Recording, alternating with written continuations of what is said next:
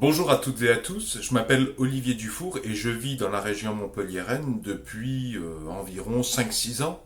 Et je fais la présente vidéo parce que je suis un citoyen français et au nom de la construction d'une société bonne, durable et un souci de solidarité et d'égalité, j'attire votre attention sur le fait que il se passe depuis plusieurs années dans le tram de Montpellier vraiment beaucoup de choses pas jolies jolies. Et je voulais attirer votre attention parce que nous vivons à une époque où toutes les communautés, les villes se rassemblent pour construire des communautés d'agglomération et s'auto-congratulent réciproquement de la qualité de leur transport, de la qualité de l'environnement.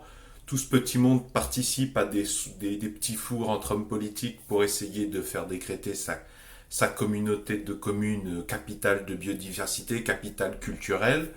Mais en réalité, je vais vous raconter quelques anecdotes pour un petit peu vous montrer la réalité pour vous et moi, hein, les pauvres, de ce qui peut vous arriver, et je pense surtout aux femmes, dans le tram de Montpellier. Montpellier, c'est une ville que j'aime beaucoup, qui a beaucoup d'atouts. Je viens de Toulon, et c'est vrai que venant de Toulon, j'ai l'impression que Toulon et Marseille même, hein, c'est le Moyen-Âge comparé à Montpellier, parce qu'à Montpellier, il y a eu des décisionnaires qui, il y a déjà 15 ans en arrière, ont anticipé les besoins de la ville, qui ont essayé de réfléchir. Mais donc, en mai 2018, ma compagne, euh, qui prenait le tram pour revenir du travail, elle prend le tram quasiment tous les jours pour aller au travail, c'est son moyen de transport pour aller au travail. Euh, il y a un mendiant qui est monté à Corum, pour ceux qui connaissent, et qui a mendié dans tout le tram. Alors jusque-là, il n'y a pas de problème, hein. Euh, Moi, j'ai rien contre les mendiants quand ils ne cassent pas les pieds, quand ils sont pas bourrés, quand ils se battent pas entre eux, quand ils restent respectueux, qu'ils disent bonjour, merci, il n'y a pas de problème. Seulement celui-là, ma compagne, elle lui a donné 2 euros, une pièce de 2 euros quand il est passé. Et elle s'en est pas rendu compte. En fait, il est resté dans le tram, il l'a pisté jusqu'à ce qu'elle descende à son arrêt à elle.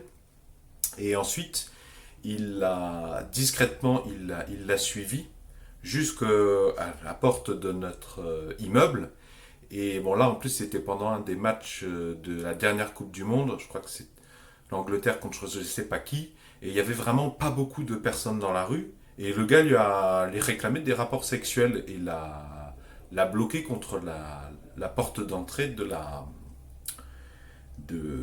l'immeuble. Et malheureusement, j'étais pas là. C'est toujours au mauvais moment qu'on est absent, qu'on n'est pas là.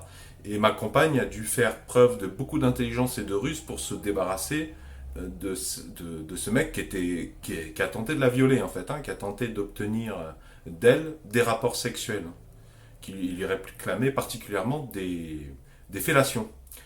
Alors, suite à ça, le problème c'est que il y a des femmes, même des hommes, quand ils se font agresser dans la vie de tous les jours, le lendemain matin, comme ils sont pressés d'aller au travail, qu'ils sont dans leur routine, ils font un calcul, oui, bon, il m'est arrivé rien de trop de grave, je vais pas porter plainte parce que c'est chiant, c'est vrai, c'est ultra chiant d'aller au commissariat, à la gendarmerie, des fois on tombe sur des gens, certains représentants des forces de l'ordre, certains nous envoient le message que si on n'était pas venu, ça serait mieux, et on va poireauter parfois très longtemps, mais il y a aussi des gens dans les forces de l'ordre qui sont extraordinaires, et des fois on n'attend pas du tout.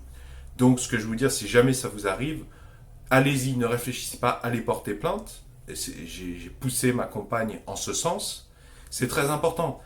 Je vais vous expliquer pourquoi c'est très important. Parce que j'ai mis, suite à cette agression, donc non seulement nous sommes allés en gendarmerie porter plainte, et ensuite j'ai mis un post sur Facebook pour signaler le problème, parce que vous avez un gros groupe qui s'appelle Troc Montpellier, où il y a beaucoup d'informations qui circulent, et notamment ce genre d'informations, ça se fait.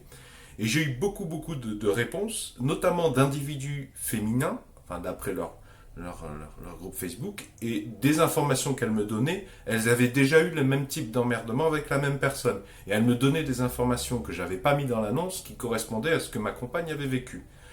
Donc, mesdames, désolé, mais mobilisez-vous, parce que il y a eu des dizaines de nénettes qui se sont fait emmerder, qui sont passées à ça, de se faire violer, qui se sont fait ploter, et elles ont décidé que c'était pas nécessaire d'aller porter plainte le lendemain. Et qu'est-ce que vous attendez? Vous attendez qu'il y en a une d'entre elles qui se fait choper dans un tunnel un jour où il y a vraiment personne et qu'elle finisse à l'hôpital? C'est complètement stupide. Réfléchissez. De toute façon, vous n'avez pas le choix en France. Hein. En France, on n'a pas le droit de rendre justice soi-même. Donc, si on ne peut pas rendre justice soi-même, et si en plus, quand vous êtes abusé, vous n'allez pas porter plainte, on ne va pas s'en sortir. Hein. Vous devenez complice, d'ailleurs, d'une certaine façon, du développement de ce genre de petits tracailles. Hein. Et méfiez-vous aussi, parce qu'il y a un effet pervers avec les mouvements sociaux, c'est le but. Faites les choses de manière à ne pas lancer des chasses à l'homme. Et puis méfiez-vous, parce que sur Facebook, suite à mon post, j'ai eu plein de gens qui m'ont dit « Ah oui, oui, je le connais ». Et puis en fait, qui essayaient de jeter l'opprobre sur une de leurs connaissances, qui n'était absolument pas la personne. Et il y a aussi bon nombre de nanas qui rajoutaient de l'huile sur le feu, à coup d'insultes, en disant c'est dégueulasse, c'est scandaleux, machin. Et puis en fait, quand on contactait ces mêmes personnes, parce que la gendarme qui a géré notre dossier, qui nous a reçus, elle a demandé à avoir accès à certaines réponses, enfin, elle a consulté la majorité des réponses, surtout celles qui étaient les plus intéressantes. Et quand il s'est agi de contacter les nanas qui disaient oui, moi aussi, on m'a fait pareil, les plus virulentes, elles ont disparu de la circulation. Hein. Dès qu'il s'est agi de que je leur ai demandé à quel numéro de téléphone la gendarme pouvait les appeler, à plus personne. Donc, bon, voilà. Voilà. Donc, j'attire votre attention, hein, surtout si vous êtes nouveau à Montpellier. Il se passe vraiment des choses à Montpellier, dans le tram de Montpellier. C'est une grande ville, mais c'est vraiment particulier le tram à Montpellier. On est vraiment dans une ville assez moderne, mais tous les gens, par exemple, qui vont travailler le samedi et le dimanche, et ils sont nombreux, hein, n'oubliez pas que le samedi et le dimanche, il y a beaucoup de gens qui travaillent, qui prennent le tram, les premiers trams du matin, ben, ils se frappent tous les mecs bourrés, les mecs ou les nanas bourrés, dont certains cherchent à avoir des rapports sexuels au petit matin. C'est ultra pénible. Et même le soir de la semaine, c'est pas ouf. Hein. C'est pas ouf le tram de Montpellier. Entre les mecs qui savent pas boire, qui vomissent partout dans le tram alors qu'il est même pas 22h. Les punks à chiens, il y en a plein de formidables, mais il y en a, c'est vraiment des parias, quoi. Les mecs qui savent pas tenir leur chien, qui se battent entre eux aussi. On est obligé de faire nous-mêmes, nous les hommes des familles, on est obligé de faire les gardes du corps, voire même de recadrer les mecs en permanence. Franchement, le métier de conducteur de tram, c'est pas facile. Hein. J'ai vu quand il y a des cassos dans les trams, qu'est-ce que tu veux faire? Il n'y a pas 50 milliards de possibilités. Hein. Bon, maintenant je vais essayer d'enchaîner sur qu'est-ce qu'on peut faire, et notamment vous, mesdames, contre ces risques. Déjà, arrêtez de croire que ça arrive qu'aux autres et que vous le verrez venir. Deuxièmement, arrêtez d'avoir le nez toujours sur votre smartphone et les deux écouteurs sur vos oreilles. Je sais bien que les écouteurs sur vos oreilles, c'est une méthode aussi pour éviter que les gens viennent vous poser des questions, mais gardez-en au moins, n'en gardez qu'une, quoi, de manière à au moins avoir des informations auditives sur ce qui se passe autour de vous. La semaine dernière, ma compagne, sur le même trajet, hein, elle s'est rendue compte qu'entre le moment où elle sortait du tram et où elle arrivait devant son immeuble, il y a quelqu'un qui lui a ouvert son sac et qui lui a pris son portefeuille. Enfin vraiment, les forces de l'ordre doivent avoir parfaitement connaissance de tout ce genre de délits, voire de crimes dans certains qui se passent. Et je pense qu'on est tous d'accord pour savoir que ça existe. Donc je passe à une autre solution. Je crois que c'est la numéro 3. Mesdames, et même messieurs, formez-vous à l'agression. Hein. En France, ça ne choque personne qu'on oblige les gens à aller à l'école jusqu'à 16 ans, mais il n'y a pas un seul cours de self-défense. C'est-à-dire que, moi j'adore les mathématiques, hein, mais franchement, entre calculer la racine carrée de 25 et apprendre à protéger ton visage et tes parties génitales et tes parties vitales en cas d'agression, il n'y a pas photo lequel est prioritaire. Mais on vit dans une société comme ça en France. Non, non, non, non, non. Et je vais même faire une parenthèse sur l'immigration. Il y a plein de gens qui pensent que ne avoir aucun contrôle sur ce qui passe à nos frontières, c'est formidable. Je ne m'exprimerai pas sur le sujet en disant que si je suis pour ou si je suis contre. Par contre, la conséquence, c'est qu'il y a plein de gens qui ne parlent pas français, qui ne sont pas formés, qui crèvent la dalle, qui crèvent de faim, et qui se retrouvent dans les centres-villes. Et donc, qui vont essayer d'aller chercher de la ressource d'une manière ou d'une autre. Donc, si vous pensez que ça ne crée pas de risque pour vous, vous leurrez, et c'est tant pis pour vous.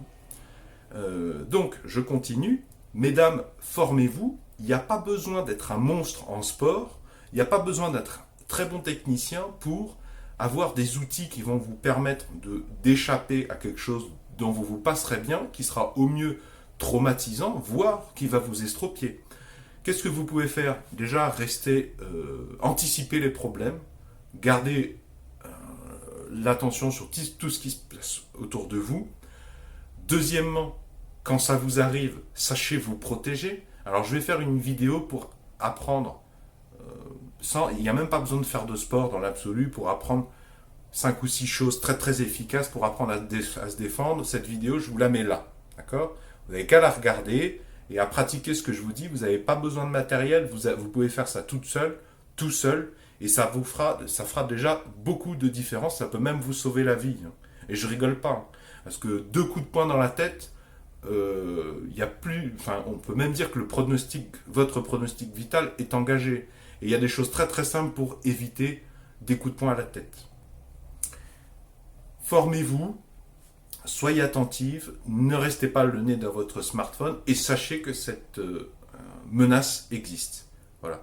Je vous invite à partager s'il vous plaît cette vidéo avec, je pense notamment aux étudiantes et aux jeunes actifs, mâles ou femelles, qui sont à Montpellier, parce que dans aucun tram, ça fait plus de 5 ans que je suis là, il y a marqué faites attention aux pickpockets, faites attention au risque d'agression, aux violeurs. Je suis désolé, c'est ça.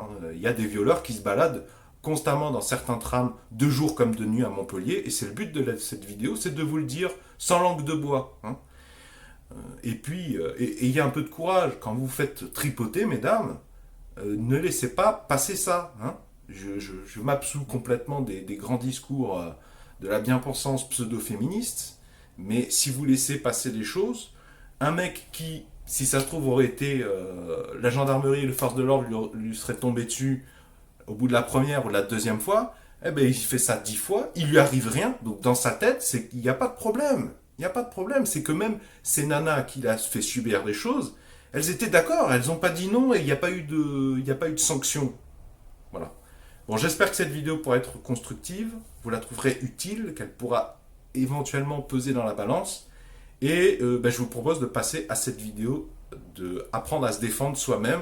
C'est pas parce que vous êtes une femme, c'est pas parce que vous êtes une femme de 50 kilos que vous pouvez pas neutraliser un mec d'1m80, 85 kilos. Je dis pas que ça se fera les doigts dans le nez, mais même moi, une nénette qui fait 50 kilos, elle me rentre les quintaux dans la gorge, ça prend une demi-seconde, c'est fini. C'est fini. Dans les testicules, presque, c'est pareil, il n'y a pas besoin de grand-chose. Voilà. Donc allez jeter un coup d'œil, vous verrez, je pense dans cette vidéo, il y a des informations qui vous seront utiles. Et il y a aussi le coup de la bombe lacrymogène. Alors, le problème de la bombe lacrymogène, c'est que le jour où vous faites agresser, vous n'avez pas forcément... vous êtes construit par la peur et votre cerveau passe en mode inconscient, reptilien. Donc tout ce que vous n'avez pas appris tellement régulièrement que ça soit un automatique, vous allez l'oublier. Vous pouvez même oublier que vous avez une bombe lacrymogène dans le sac. Ceci dit, je pense que c'est une bonne idée. Ça coûte pas cher.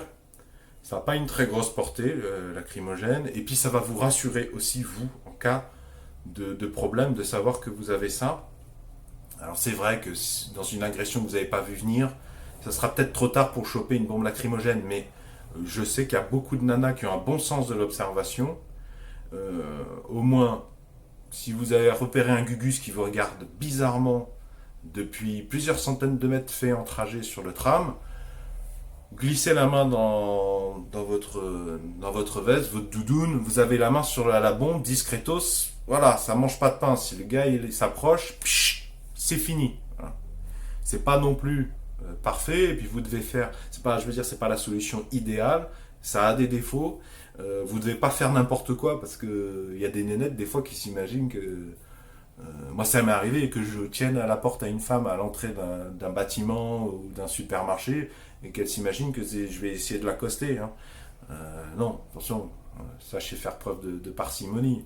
Mais à partir du moment où le mec il est à moins de 20 cm de vous, vous l'avez pas invité, il y a un problème. Hein. Surtout s'il vous cale, s'il vous coince dans un coin. Pour en revenir à ce qui est arrivé à ma compagne, quand elle a été agressée, elle a appelé police secours euh, parce qu'en fait elle a réussi à s'enfermer dans notre appartement et à laisser son agresseur derrière la porte. Et elle a appelé, je crois, police secours qui a refusé de lui porter assistance. Donc quand on est allé porter plainte en gendarmerie contre son agresseur, ils ont trouvé que c'était pas normal et donc ils nous ont demandé de porter une double plainte contre police assistance pour qu'il y ait une enquête ouverte et contre le violeur, bien sûr. C'était en mai 2018. Là, nous sommes en février 2019. Nous n'avons eu aucune nouvelle dans la gendarmerie concernant le violeur. Et pourtant, c'est pas faute de les avoir rappelés parce que ma compagne, entre-temps, elle a revu son agresseur en allant au travail. Elle l'a recroisé de temps en temps. Donc, aucune nouvelle sur cette agression. Et aucune nouvelle sur la plainte contre Police Secours qui a refusé assistance. Donc c'est pour ça que je vous dis qu'à mon avis, vous avez intérêt à partir sur le principe que sur le moment, vous devrez vous débrouiller seul. Hein. Ciao.